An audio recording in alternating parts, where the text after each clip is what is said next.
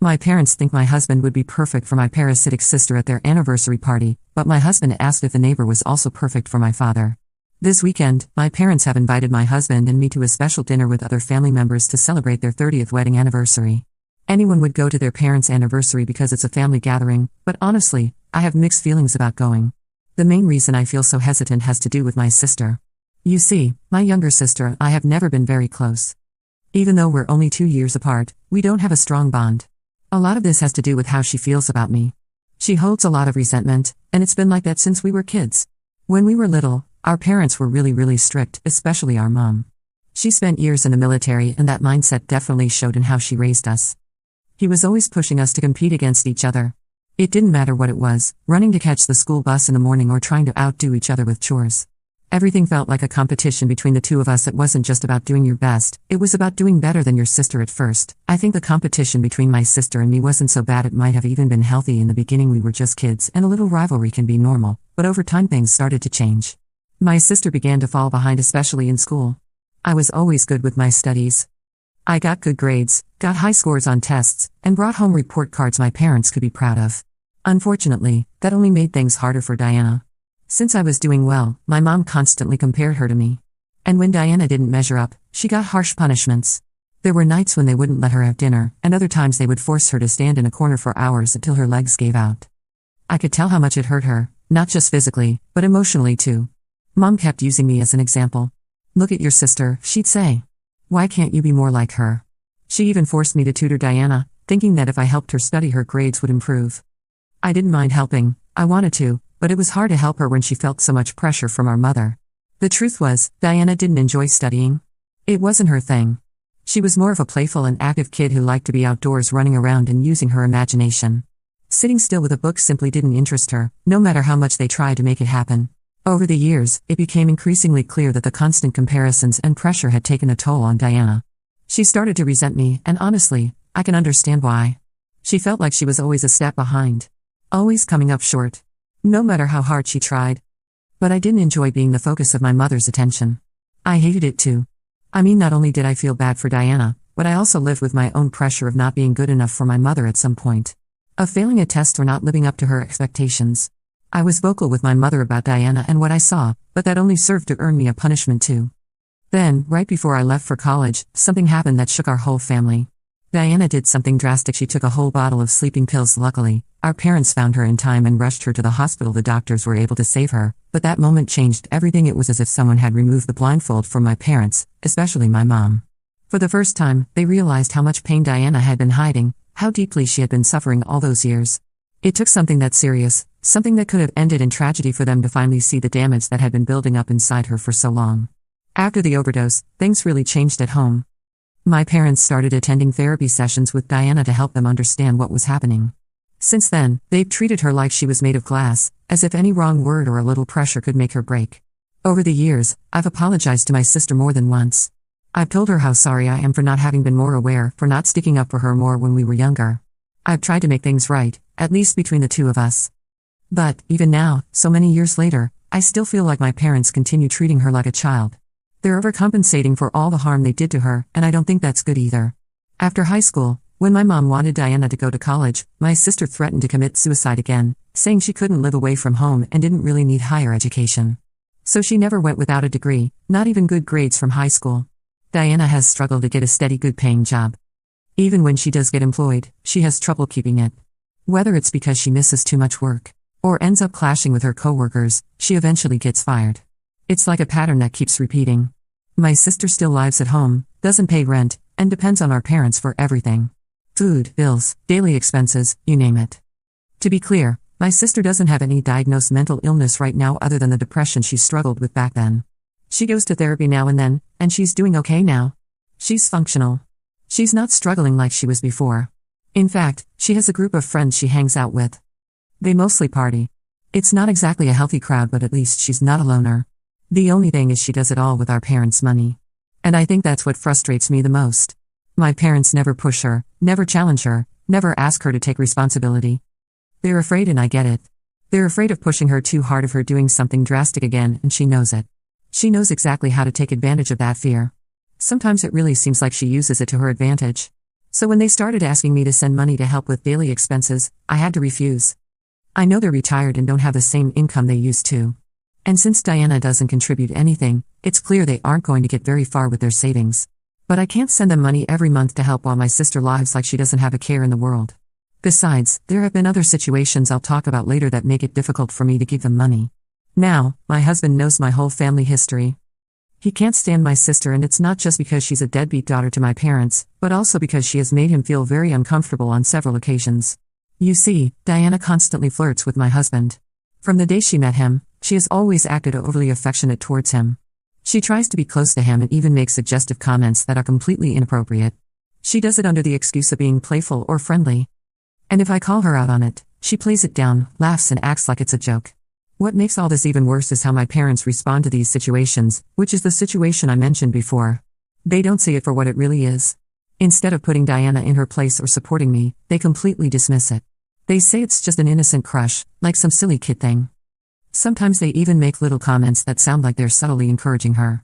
For example, when my husband first met my parents, we were all sitting together chatting. Suddenly, my mom said to my husband, who was just my boyfriend at the time, something like, "You were really funny. You know? You'd actually make a much better match for my other daughter, Diana. You two have the same kind of humor." Then my dad chimed in agreeing with her. He told my husband something like, "Yeah, Diana is really funny. Someone like her would probably be more fun for you." Since my husband and I were so surprised by their comments at first, we thought maybe they were just joking and tried to laugh it off. But over the years, my parents have kept bringing up the idea that my husband would have been a better match for my sister. It's like a recurring theme they have never let go of. Again and again, they've said things like he's so much more like Diana, or commented on how my husband and Diana have such similar personalities, as if that meant he ended up with the wrong daughter. Even on our wedding day right before the ceremony, my mom pulled my husband aside and asked him, "Are you sure you want to marry her?" She said it like she was giving my husband one last chance to back out, like she was hoping my husband would change his mind and leave. Can you imagine how crushing it was to hear that on our wedding day? I had a big fight with my parents about it and cut them out of my life back then, but over time they apologized, promising they would never talk that way to my husband again. However, at my sister's next birthday, they went out of their way to get my husband to stand next to her for photos or videos. My husband simply said no, and we ended up leaving early before they cut the cake. We understood our parents weren't going to change and that this was something that would continue.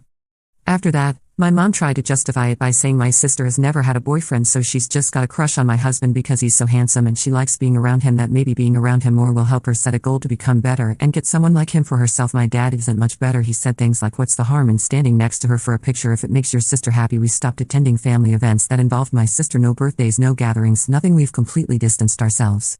I stopped visiting my parents completely, and my husband did too.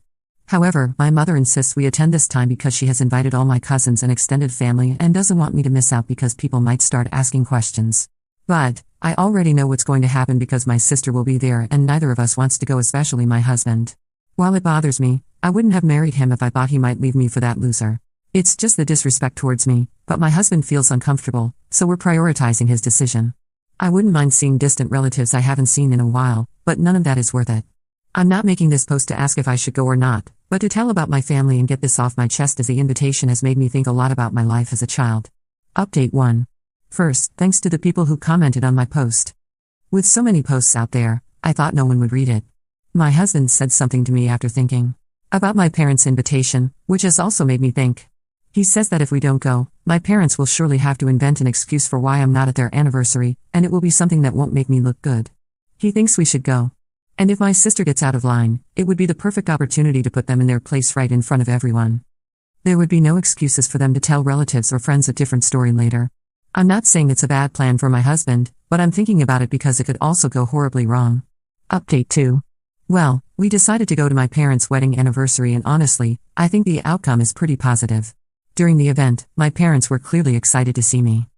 My mom gave me a big hug and said she honestly didn't think I'd come and was so happy I did. I just nodded and smiled. Everything was going relatively well until dinner. We were all sitting around the table catching up, making small talk. Then one of my aunts casually mentioned that all the cousins were already married or in relationships, except my sister Diana. She laughed a little and asked her half-jokingly why she was still single, and if maybe she was dating someone she wanted to marry soon. My sister just smiled awkwardly and blushed like she was trying to hide something. Then one of the cousins playfully shouted, "Come on Diana, spill it. Do you have someone hidden away somewhere?" That's when my mom, without missing a beat, said loudly, "Oh, I don't know if she has a boyfriend, but she's got a big crush on her sister's husband." And she pointed to my husband and laughed like a 5-year-old kid with a crush on her teacher. My dad joined in the laughter, laughing even harder. I glared at my mother from where I was, but she didn't even notice. She was too busy laughing and talking to my aunt, saying something about how my sister had a crush on my husband for so many years. Then, as if that wasn't enough, my aunt turned towards my husband and asked him loudly and thoughtlessly, "Do you have any brothers or cousins Diana could date?" Maybe? Some of the relatives actually laughed when they heard this. My sister just stood there blushing, smiling slightly. She didn't try to stop my parents. She didn't try to change the subject. She just stood there enjoying the attention like it was a compliment. I felt the heat rising in my face, but I calmed myself down because we had prepared for this. I was going to say something, but I was going to say it loud enough for everyone to hear. I wasn't going to wait to get a text from a slightly deaf cousin the next day asking us why I humiliated my parents. I turned towards my mother and said, "How dare you talk about my husband like this?" The whole table went silent and started listening. I told them, "You promised me, both of you, that you wouldn't cross this line again. You swore you would respect our boundaries and stop putting us in awkward situations, but here we are again. You're laughing about my sister having a crush on my husband. You find it funny? Because you're just as idiotic as she is." Then I addressed the rest of the table, my cousins, aunts, and uncles, and said, "Let me ask you a question. How many of you think it's okay for someone to openly say they have a crush on their own sibling's partner and for the whole family to laugh about it like it's a comedy scene? Do you really think this is normal?" Suddenly, no one had an answer. Then I turned towards my sister. I just let it all out. "You've been acting like a pervert towards my husband for years. You flirt with him every time we're around. You've sent him text messages late at night even though he's never replied and has asked you to stop. You try to stand too close to him, you touch him when he's clearly uncomfortable, and you act like it's all a joke." My sister's face fell immediately. I looked around the table and continued, "And you all think this is funny? You really think it's okay for someone to act like this towards their sister's husband?" I turned to my parents and said, "And you too, how many times have you made comments about how my husband and Diana would make a great couple? You've been doing this for years. You even said things like that on our wedding day. Do you realize how sick that is? How incredibly disrespectful it is, not just to me, but to my husband?" Everyone was completely silent. I was so mad at my aunt too for going along with my mother's joke. So I looked her directly in the eye and asked, "Would you ever say these kinds of things about your own daughter's partner? Would you tell your son-in-law he'd be a better match for someone else in the family? Would you let your daughter act like this towards someone else's husband?" She looked surprised and then slowly shook her head. "Exactly. That's what I damn well thought. So why is it okay when my parents do it to me?" My dad looked like he was about to explode. His face was red, his fist clenched on the table, but I told him, "Don't you dare say much. Don't even try. I think Mom and your sister seem to have excellent chemistry. Maybe they should be together too. Nothing. Just a thought, always in jest. Right?" Of course, he was furious after that. My mother, on the other hand, started to panic. She tried to laugh it off with a shaky voice, saying, "I didn't mean anything by it. Come on, it's not a big deal. It's just an innocent crush. We've always joked like that about your husband and Diana. I'm sorry, but it really is funny and I wasn't trying to offend anyone." That's when my husband, who had also practiced his part, spoke to my mother. "Oh, I get it. Since everything is a joke to you, I guess cheating on your husband years ago was just fun too. Right? I think it's time for all of us to have a laugh. Come on. Start laughing." All while gesturing for them to laugh. My mother froze with wide eyes. My husband continued, I guess you also had an innocent crush on the neighbor, right? And I guess when you decided to sleep with him, it didn't mean anything. It was just for fun, wasn't it?" What my husband had said was completely true. This was an ugly little secret they had kept for years and kept secret from everyone. A long time ago, my mother had cheated on my father with a neighbor, and when he found out, she begged him not to leave. He only stayed for me and my sister. Over time, he seemed to have forgiven her or at least moved past it, but my husband knows this truth because I told him. He's kept it a secret for many years. But before coming to dinner, he asked me if it was okay for him to use all this to defend himself. And my answer was, "You have free rein to use all the ammo you want." My mother came out of her shock and immediately started yelling at my husband. She wasn't in joke mode anymore. She yelled that my husband had no right to throw that in her face and that he had crossed a line. My dad also defended my mother, calling my husband disrespectful and incredibly low. But I was also going to defend my husband, and I told them, "You crossed the line the moment you turned my husband into the punchline of your weird jokes. The moment you kept defending Diana like she was a harmless child when she has been making my husband uncomfortable for years. It's pretty creepy that a big girl like Diana has a crush on her brother-in-law. She's not a kid. She's a damn grown semi-functional adult who should become completely functional with a wake-up call. I don't know, maybe a kick in the pants to send her out on her own.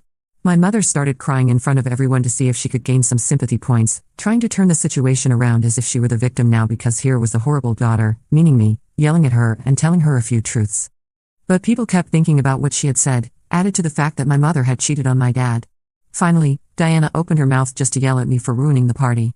"You always act like you're the victim," I told her. "None of this would be happening if you hadn't started it. You sat there like a seal, waiting for its fish, while you let Mom announce your crush on my husband like it was a joke. You didn't say a word to stop it. You blushed like a schoolgirl watching the quarterback walk through the halls. All that was missing was you twirling your hair with your fingers. Are you mad at me? Well, damn right, because your anger matters less than nothing to me." She said, "Oh, please. You always act like the victim. Nobody said anything that bad." While my parents and Diana kept yelling and blaming each other, my husband and I decided to leave. The yelling didn't seem like it was going to stop anytime soon and we had already done our job. What was the point of staying there any longer? My parents and sister were going to keep sticking to their version while everyone else had heard everything there was to hear. I just quieted them down a bit to tell them it's over.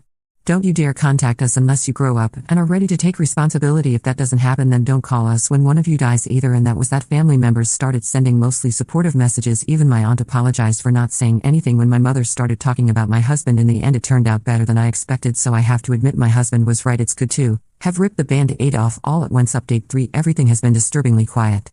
I don't know, I expected more calls from my parents. There were only a couple that went to voicemail, but as far as I know, they're so humiliated they don't want to say anything to make it worse. I've listened to their messages and they're pretty calm compared to how we left the house the other day. I get it. They're afraid we'll explode again and tell them more truths. But I think we've said everything. We haven't held anything back. Sure, we had other ways of saying what we said, but in the moment it just came out that way. For example, my husband planned to say my sister was a loser. He would never even consider dating, but in the heat of the moment he forgot and only remembered the important thing, talking about my mother's infidelity. Looking back on the dinner, I think it was positive. We had to stop at a fast food restaurant after leaving there because we barely ate anything during the night, but we had a good time talking about it over some burgers and fries. Update 4: Almost 6 months have passed since my last update, with several things worth mentioning now. First of all, despite cutting off all contact with my sister and warning her multiple times, Diana has sent creepy and unsolicited love letters to my husband even after our threats to involve the police. She didn't seem to care. We had to take further action later. Then about a month ago, my husband and I received incredible news. We're expecting a baby. We were filled with joy and shared the happy news on social media. This was clearly a big mistake because earlier this week things took a terrifying turn. My husband got home from work and was surprised to find Diana sitting on our porch waiting for him. She started to get up as soon as she saw him. He immediately felt unsafe, so he ran to his car and started driving away while she ran towards the car and begged him to stay and talk to her. I can't even begin to describe the panic he must have felt in that moment. He called me and I rushed home as fast as I could. We both called the police right away, and since we already had reports against her for the creepy letters, it wasn't hard to get her locked up for a few days. All until she was released by my parents on bail, but she still has to face trial. Our lawyer had also filed for a restraining order against her, but it was still being processed when she showed up at our house. We've also talked to our lawyer, and while we can press charges against her as well as testify in court, we wondered how much a criminal trial against my sister might cost. He told us that if my parents pay for a lawyer, it could cost between $10,000 and $20,000 to defend her, but it could be much more if they choose an expensive lawyer. That gives us some peace of mind, because even if Diana doesn't get a significant sentence, my parents will have to pay substantial legal fees. Between their retirement income and Diana not contributing anything to the household, this financial burden will be considerable. It sounds vengeful, but if Diana after the party is still in romantic emo mode and still doesn't take no for an answer, and my parents don't do anything, then it will be justice or the cost of it. That takes care of things. Now these things take time, but I promise to come back with news on everything when that happens. Update 5: So much time has passed that we're already parents, but I said I'd come back, and here I am with much more than I thought I'd have to write. During all this time, we weren't scared answering some people's questions because shortly after getting the restraining order, which was granted shortly after the previous incident for obvious reasons, Diana tried to approach my husband again and violated the order. My parents lost their bail money because of that. That's the first thing. The second thing was that Diana also lost her trial, and although I don't know the exact amount my parents spent, I know she didn't have a public defender and they had to pay, which didn't do much good because Diana ended up serving a 6-month sentence between pre-trial time and post-trial time, plus mandatory court-ordered therapy for as long as necessary. Third, my parents have gotten divorced. You know how some people finally develop a backbone when pushed to their breaking point? Well, my father finally found his courage and decided to divorce my mother. Apparently, the humiliation of everyone in town knowing he was cheated on, combined with the financial stress and public embarrassment from Diana's behavior, was too much. My mother has gotten custody of Diana, not in the traditional sense since she's not a minor, but she's taken her to live with her. They'd both gone back to work because between the expenses with Diana's legal troubles and the divorce, neither of them could live on savings alone. Imagine having listened to the people who said I had already done enough with the dinner and that not dropping the charges against Diana was too vengeful on my part. I don't feel the same way. Fourth, the family has been sidelining them. They've shown it by not lending money during the trial or unfriending blocking them on social media. Fifth, social media has also been important in this because it hasn't been us. But let's just say the town knows who my parents are now and who Diana is. That's why they've had a very hard time being able to rent something after losing their house between the trial and the divorce. My father has moved out of state while my mother has only moved a few towns farther away since the court has ordered that Diana cannot leave the state. And sixth, nothing much, just that life is much happier. Diana might seem like a danger because she's still close by, but we have a restraining order and she has a record. Not even she is stupid enough to try to spend more time in prison. Seventh, it's time for more thanks and hellos while I'm still enjoying being a mom.